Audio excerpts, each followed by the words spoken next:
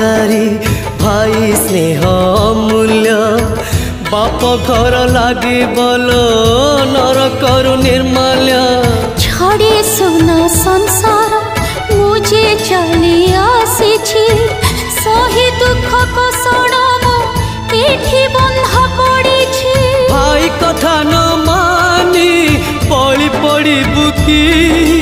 जाओ जीवन पाछे बोझ हेबी काहे की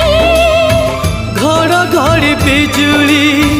करी बोलो छन भाई थिली कहता अर्जुन फाल्गुन